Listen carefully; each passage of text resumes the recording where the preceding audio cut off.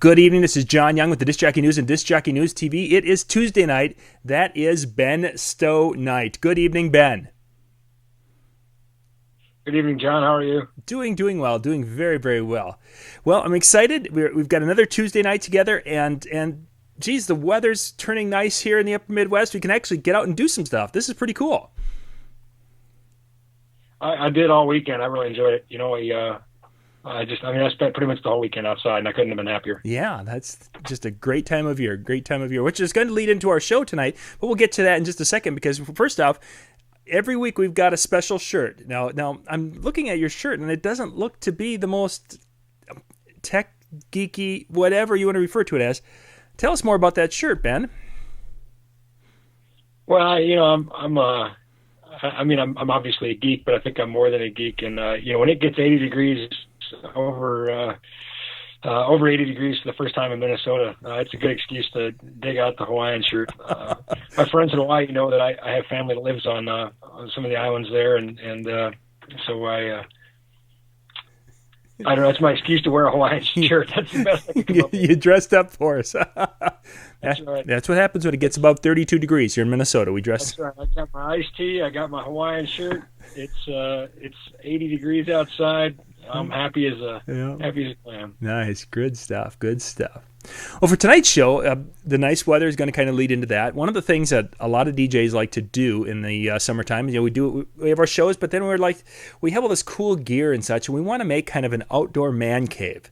So what we're going to do tonight is kind of talk about just some of the different aspects of developing kind of this patio, DJ-esque patio backyard. So, Ben, I hope you're thinking creatively in the backyard right now.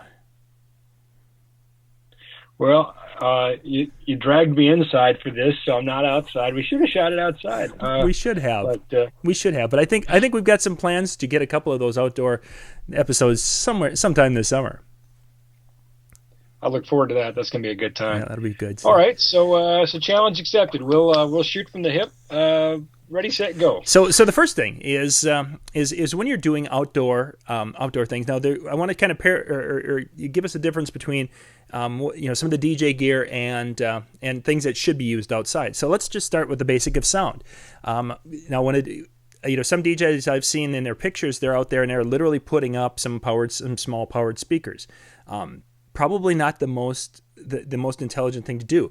What are some things in your now this can probably go beyond DJ a little bit, things that work for taking sound outside like that? Well, there's nothing wrong with taking a powered speaker outside, but you have to bear in mind some things about it, particularly the fact that it wasn't designed to be used outside, and that's okay as long as the outside is Mother Nature's playing nice. When we talk about the outside, there's a couple things that really can affect the performance of our gear. One is sunlight, because it obviously generates heat. I think most of us know dark objects absorb more light wavelengths, and thus they transfer more of that into heat. So if you have a speaker that's dark gray or black in color, it's going to absorb that sunlight. It's going to become hotter. Heat is an issue for the circuits inside the loudspeaker. And just something you have to be aware of. We'll probably touch on this a little bit too if we get into cable, but cables, extension cords that are black have a certain amperage rating, and that's based on a certain amount of temperature. So as we lay these cables out in the sun and that they absorb that sunlight, the cables get hotter and their capacity goes down. We have to derate the capacity of those cables. That's the one thing. The other thing that could be, really a factor is when Mother Nature isn't playing nice and it's not a beautiful sunny day, and when it's raining or worse. Electricity and water don't mix. There are pieces of equipment that are designed to be resistant to these types of things, and I'm just kind of off on a rampage here. Sure, I guess, no problem. a rampage of nerdery. I think I was out in the sun too long. I got sunstroke or something. I need to be temperature derated. But we have things called IP or ingress protection. And ingress protection basically tells us how protected is that device from the things that we don't want to get into it. A really good example is dust and water. And many times we see things referred to as like IP65 or IP66 or IP68, that sort of thing, or IP20. Generally, when we see things in the DJ world that are referred to as outdoor, they're IP65. And the first number in that two-number set, the 6 and the 5, the first number relates to solids like dust. Okay. How resistant is it to dust getting into it? And 6 is the most sealed off. It's going to prevent it from the most solid stuff getting into it. And then on the second number is the liquid scale, and 5 is kind of right where it is meaningfully protected against water. I don't remember the IP scale by heart, but I think 5 actually includes some light jets of water or direct water spraying at it, as opposed to just incidental contact. Mm-hmm. But certainly, as you go up the scale, 66, more powerful jets. 67, I think, is where it gets into immersion. Because I'm saying I think, and I'm trying to qualify my recollections, this is probably a really good time to say, don't take this video as documentary, fact. We're going to give you some good general ideas here, but you should do your own research, and you should verify these things, verify local electrical codes and those sorts of things if we get into installed stuff too. So Anyway, what I'm sort of saying is I think I'm pretty much right that at IP67 we've got very limited immersion, and then as you go on up, IP68, so on and so forth, is more water resistant. But double check me. Yeah, well, you mentioned when you said that. Now I'm familiar with those ratings in the lighting world. Are other electronics rated that way also? Yeah, it's kind of a universal scale, as it were. We have a number of loudspeakers that are indoor-outdoor capable, and some of the same ones you see at theme parks, Disney World, and that sort of thing, that, when installed correctly and installed with, some accessories, maybe like a weather cover for the terminals on the back where the wiring goes in, then this loudspeaker is outdoor ready. Generally your weather cover is sealed and it has a gland nut that seals on the wire. We can get into weatherproof wire here in a minute too, because it is different. Sure. But anyway, there's those same kind of ratings, what this device can withstand. Sure. So, and I've been to some different parks. They've had some outdoor speakers, and they've almost looked, besides color. Now you mentioned the color. I remember them being white, but they almost look like the same type of box I'd see at a DJ event. Is that? Do they make similar boxes like that? Well, there's probably only so many ways you can make a speaker look. Now, there's some really, funky designs out there I've seen.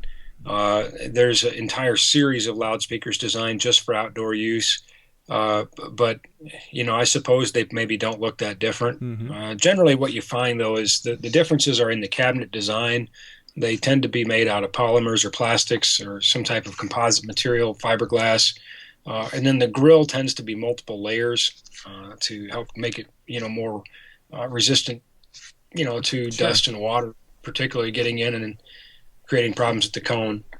So I don't know that by looking at it you'd be able to tell. Mm-hmm. That's not the measuring stick I'd use. Sure. Yeah, I was just noticed. I've seen a couple of them. It's like, gosh, did they just paint them white and stick them up there, or if it was something more elaborate? Now it's interesting. I did not know that they rated them the same way as lighting that way.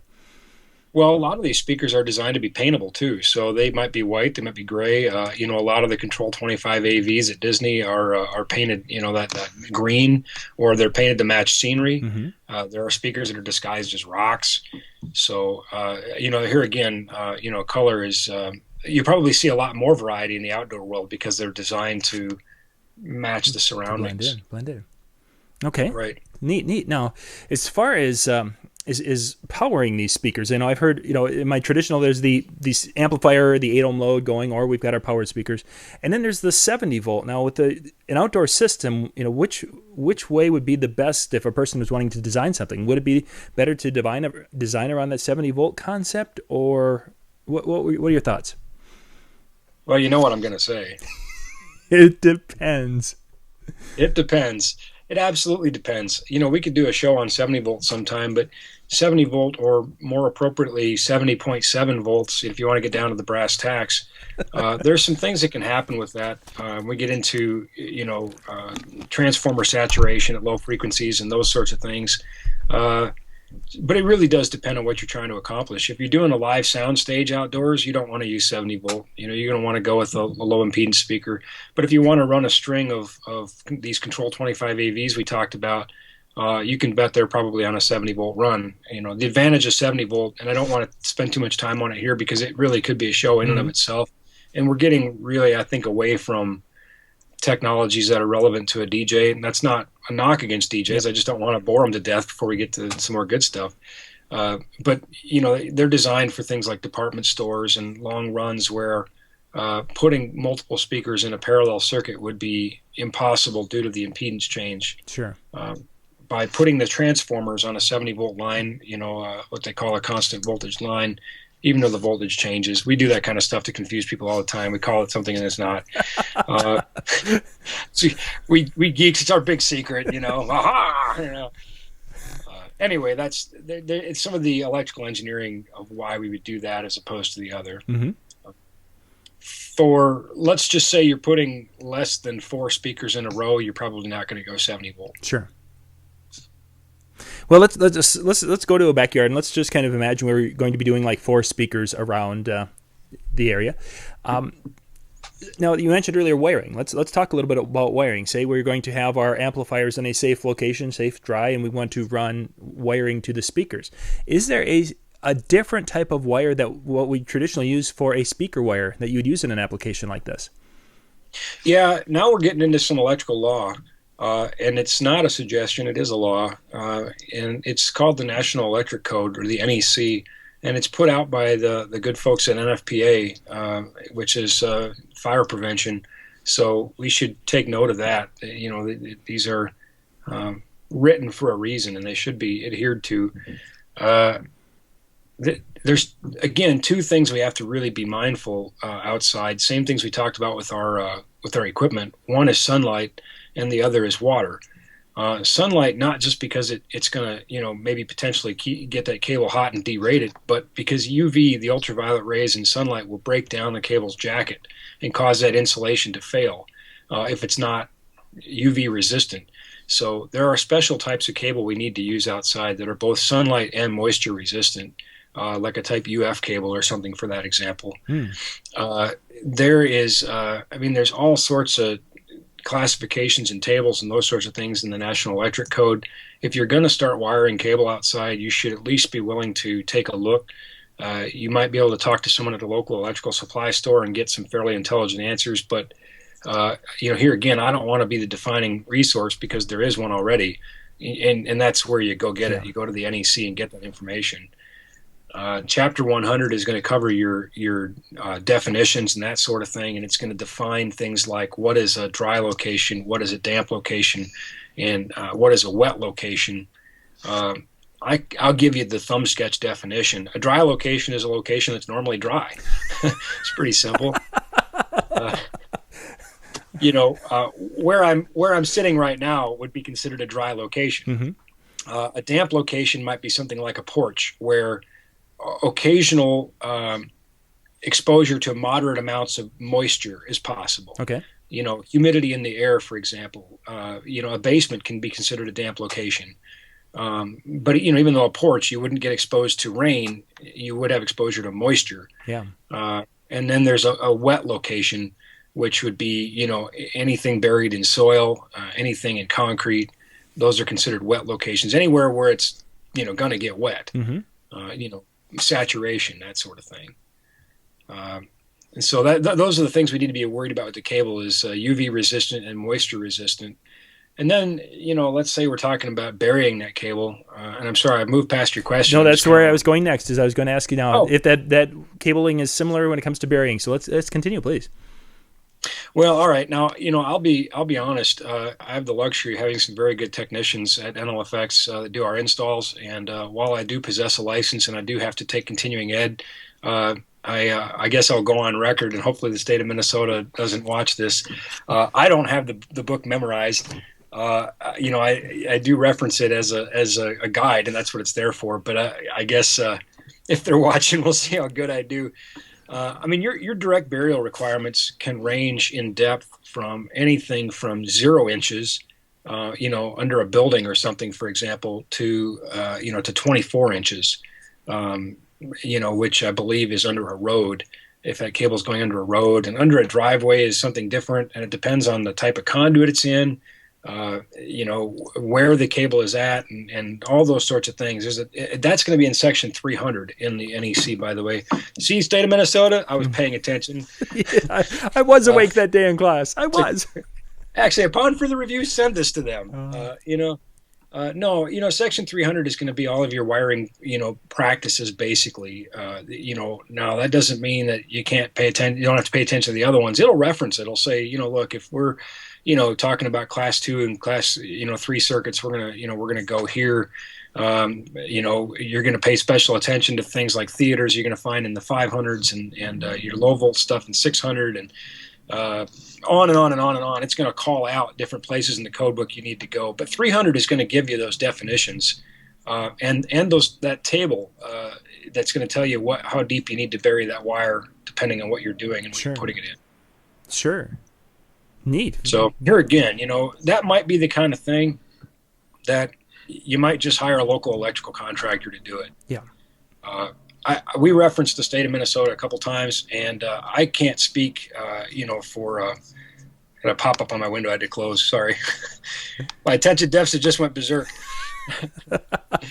I can't speak for other states. I don't know. Yeah. In the state of Minnesota, you're allowed to do your own wiring at your house if you own the house and it is your primary residence. If you rent and you live there but you don't own it, you're not allowed to wire there. Or if you own it but you don't live in it, maybe you're renting it to somebody else, you're not allowed to do the wiring there. So really, I think they're saying, look, if you're comfortable putting your own life in your hands, then be our guest. Yeah, man. But otherwise, hire the stuff done and done right. Yeah, that certainly would be the best answer, but I know not everybody's going to do that, and as long as you follow the rules, remember they're there for your safety. Yeah, and that's what. So anyway, all right. So we covered burial, and we covered sunlight and moisture. What else you got? Well, that's kind of wraps up our sound. We're talking that there are speakers, the outdoor speakers, the wiring to get to the speakers, and it gives us a little idea with that. Basically, that there are pieces that are special to that job. Investigate and do it right. Let's talk video now, because having that backyard movie theater, it's a pretty awesome idea. Let's start with the screen. Now, if a person wanted to have a screen in the backyard and such, what are some things in your install world that would work for a person wanting to have a large screen, projection type screen in their backyard? Well, I can say definitively, I don't think we've ever installed a screen in the backyard. Most of those systems are inflatable. Okay.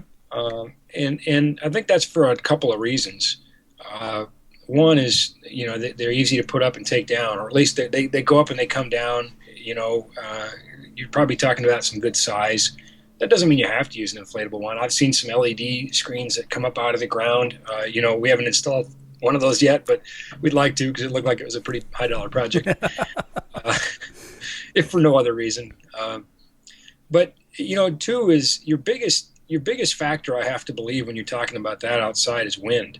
You're putting up a giant sail, and an inflatable screen is going to have a little bit more flex and give to it than a rigid screen, and that might help it absorb some of those forces with wind, wind load. But that would be my number one concern, is to make sure that my screen stays there and that my screen is going to tolerate those types of forces being applied to it. Sure. i.e. wind. Now, if a person had like a wall, have you done any install work where you guys have literally painted an area to be a screen on a wall?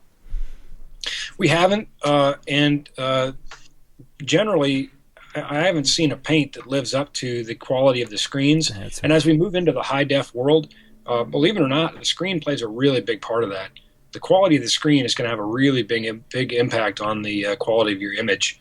So particularly as we move past 1080 and into 4K, and now they're experimenting with things as high as 18K, that, I don't think paint's going to cut it. Plus, there's things like angular reflection on a screen. There are screens that are designed to reflect light from the projector and reject ambient light off axis of the projection image. Those sorts of things. Screens are really pretty high tech when we come down to it.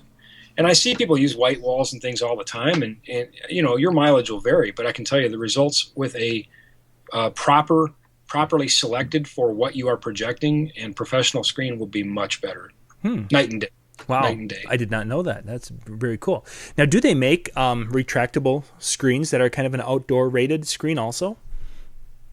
Here again, I'm not aware of one that's outdoor rated, but they certainly make a lot of outdoor screens. There are several that are plenum rated, which means they're designed to mount into a ceiling's environmental airspace. I'm not sure what the effect would be outdoors. That would warrant some more research on my part. Again, that's just not something we... Right. Typically, if we're installing video outdoors, it's an LED wall, and it's an IP-rated, LED wall. And it's not a residence usually either. It's a business, it's a stadium or something. Yeah, exactly. But it's possible. Yeah. Could be. Although, how cool would it be to have some of those new LED walls, and the resolution are actually really getting pretty good on those. That'd be... Oh, yeah. I mean, you're talking these pitches are really small, and they are essentially high def from a short viewing distance. They're getting really good, and they're so much brighter because we're talking about directly emitted light instead of reflected light. We're not shooting light from a projector at the screen and bouncing it back to our eye. It's actually coming out of those pixels, just like your TV screen. Yeah. Those. I remember seeing some new ones at NAMM there that were just incredible. There's no other way around it. It was just the definition was just so much higher than even last year, I think. Just wow. So projectors, do they make outdoor rated projectors? Sorry, I'm just clearing another pop-up here off my screen. So no, Mom, I won't be home for supper. Well, fortunately, I just ate. My wife made wonderful dinner, as always. As always. Tell her I said that. Again, I'm not aware of an outdoor rated projector, but I am certain that there are. I've seen many outside. I've seen them used for video mapping on outdoor buildings and those sorts of things. I don't know if it's the enclosure or what, but okay, here we go. We're hearing a lot of I don't know out of Ben, and there's a good takeaway for you. I don't know it all. Yeah. We have some video engineers at our office that are fantastic, and I will admit that I can hold my own with the average big box employee, but video is not the strongest of my technologies, so I lean heavily on my coworkers. Yep, exactly, and that's and that was getting back to NAMM. There was a couple of products that I saw this year that I hadn't seen in the past, and you mentioned cover over, and there were a couple of different companies that had. They called them outdoor shields that would go over things like a projector. One was a projector, and one was like a clear dome. Yeah, for moving lights. For moving heads. Like moving lights. Yeah. Yep. And that was I found that very, very interesting because they were this whole fan cooling dome system. I'd never seen anything like that before, and that was pretty interesting. Well, you hit on an important point, cooling, because you're restricting the intended airflow of that device. And so, yeah, you want to make sure you get one that's ventilated.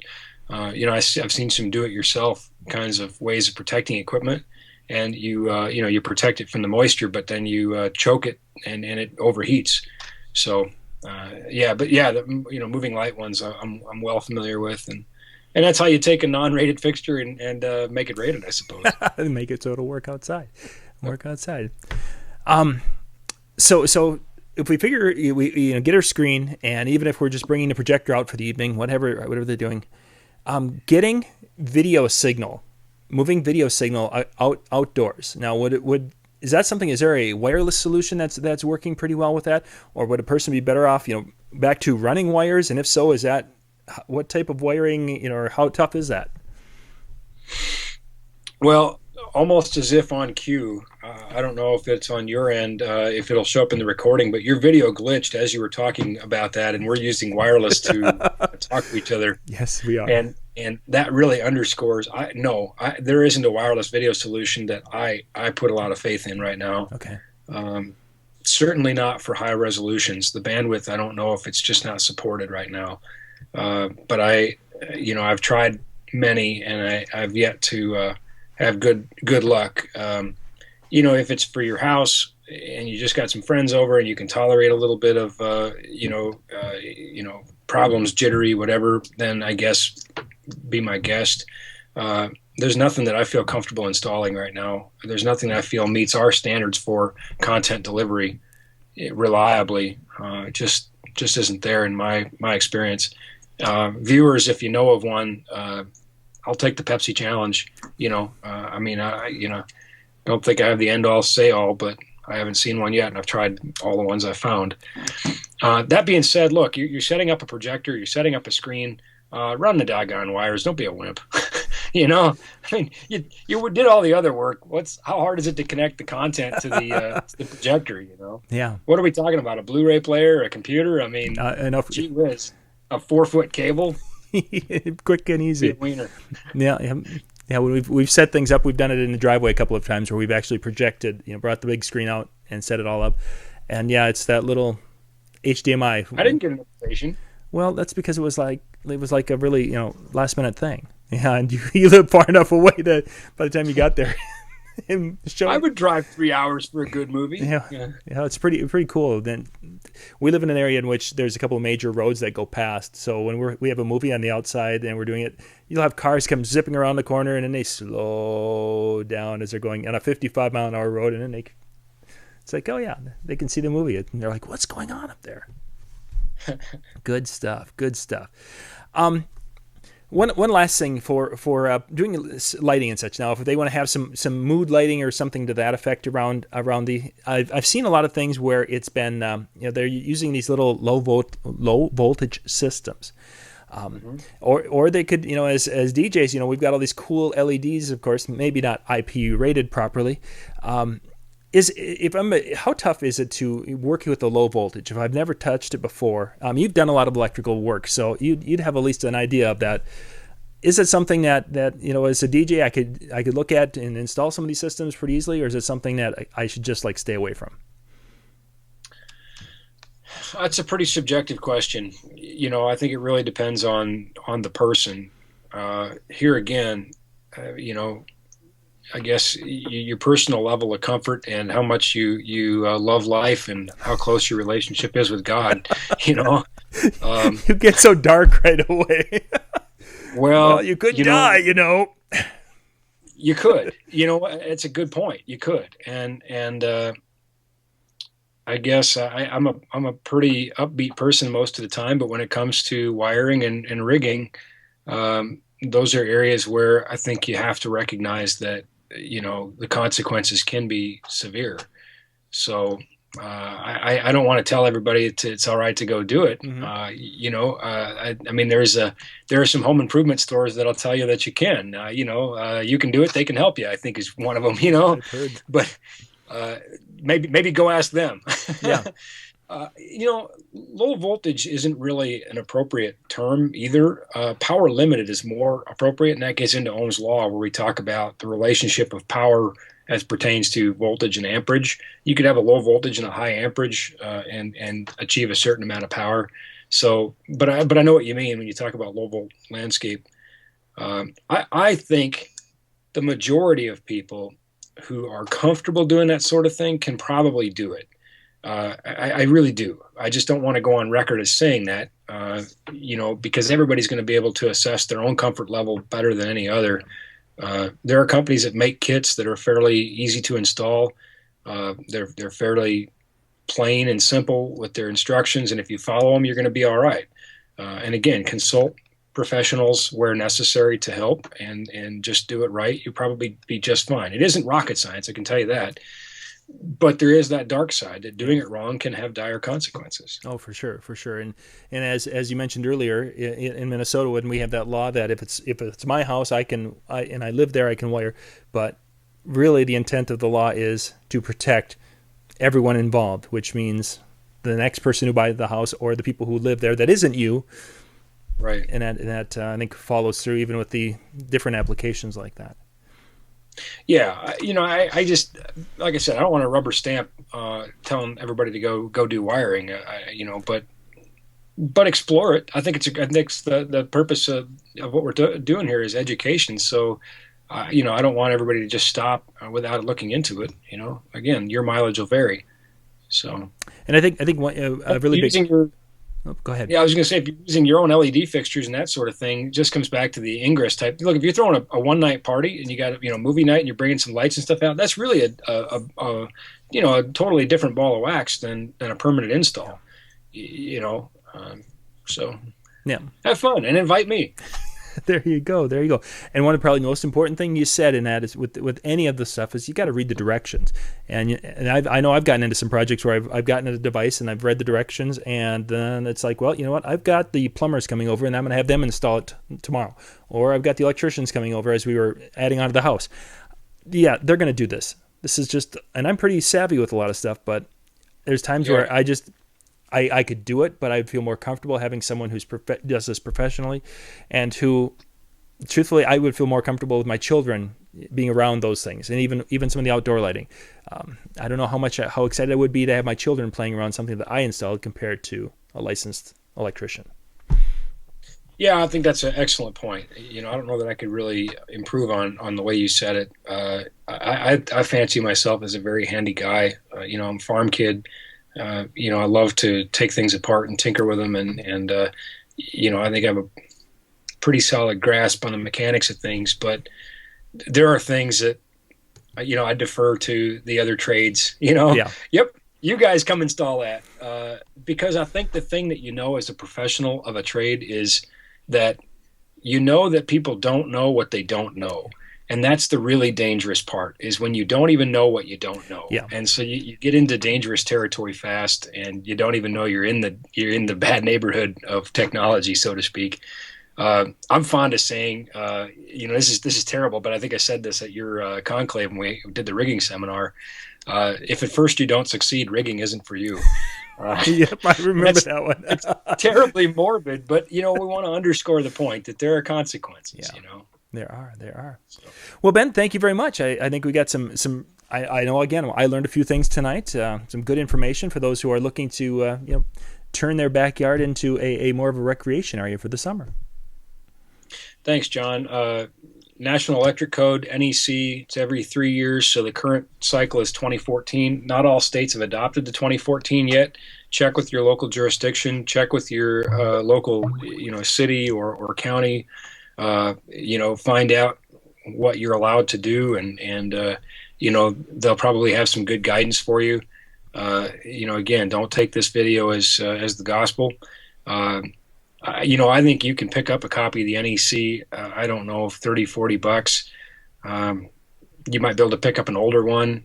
Maybe it's a couple of years out of cycle, and it's maybe not right up to speed on all the codes, but I don't think much has changed in direct burial and that sort of thing. So might be I'll just get the new one. Spend the money, get the new one, or the NEC needs the money anyway. Yeah, hire a professional, and they'll take care of it for you and make you proud of their work. Yeah, chances are they have a copy. Yeah, maybe. All right, Ben. Well, thank you very much. We will let me put this up. If you've got any questions or any thoughts or anything, go to Twitter. And you can do the hashtag NLFXBen, or you can do the pound sign. Well, excuse me, not pound sign. You can do the @ sign. That's what I'm saying. Pound and hashtag are supposed to be the same, depending upon how old I am. But you can do the pound sign or the @ sign, NLFXBen. God, I'm going to mess this up. We'll try this one more time. You can send smoke signals. Send them to Bemidji, Minnesota. So, yeah, okay. It's after 3 days. Use your faulty wiring to make the smoke signals. After 3 days of hanging out and being away from the office, I guess we're just a little punchy yet, huh? Hey, I enjoyed it. As you can see, I didn't bother to shave for a couple of days. So. Yeah, that's okay. You got to smile. Tomorrow, we'll see. Yeah, you got maybe for Wednesday. We have casual Tuesday after Memorial Day. Oh, that's a good thing. Coming up. Oh, it's Grizzly Adams. Look at that. Once again, Ben, thank you very much, and we will see you again next week. Thanks, John. See you. This is John Young with the Disc Jockey News and Disc Jockey News TV. Good night.